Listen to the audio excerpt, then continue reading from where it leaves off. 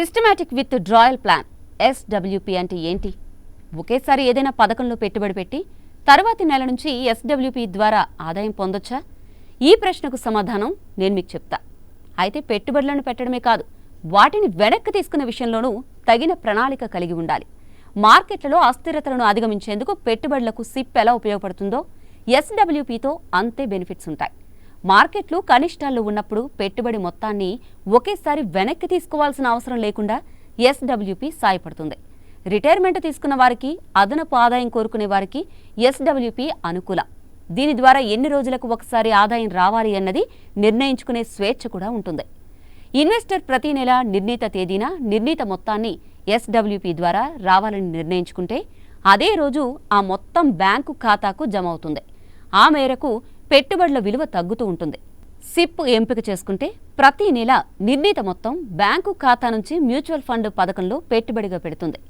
దీనికి పూర్తి వ్యతిరేకంగా పనిచేసేదే ఎస్డబ్ల్యూపీ. మీ మొత్తం పెట్టుబడుల్లో కనీసం 1/3 ఈక్విటీల్లో ఇన్వెస్ట్ చేసుకోవాలి.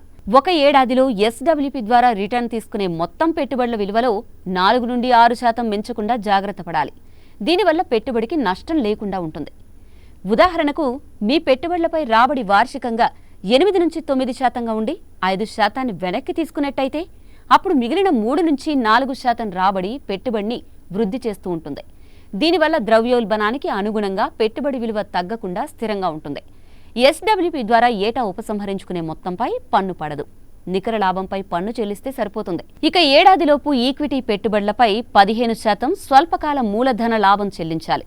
డెట్ పెట్టుబడులపై లాభం వార్షిక ఆదాయానికి కలుస్తుంది. ఇటు సాధారణంగా ఫ్లెక్సీ క్యాప్ పథకాలు తమ నిర్వహణలోని పెట్టుబడుల్లో 70 నుంచి 75% లార్జ్ క్యాప్ పథకాల్లో ఇన్వెస్ట్ చేస్తూ ఉంటాయి. మిగిలిన పెట్టుబడులను మిడ్ క్యాప్, స్మాల్ క్యాప్ పథకాలకు కేటాయిస్తుంటాయి.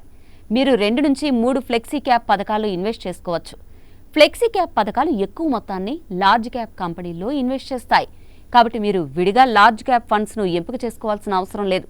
పెట్టుబడులపై అధిక రాబడులు కోరుకుంటూ రిస్క్ తీసుకునే సామర్థ్యం కలిగిన వారు ఫ్లెక్సీ క్యాప్కు అదనంగా 10 నుంచి 15% పెట్టుబడులను మిడ్, స్మాల్ క్యాప్ ఫండ్స్కు కేటాయించుకోవచ్చు. ఇదండి సంగతి. ప్రతి ఒక్కరూ ఓ విషయాన్నైతే గుర్తుపెట్టుకోండి, మీరు సేవ్ చేసే ప్రతి రూపాయి మీ భవిష్యత్తు కోసమే.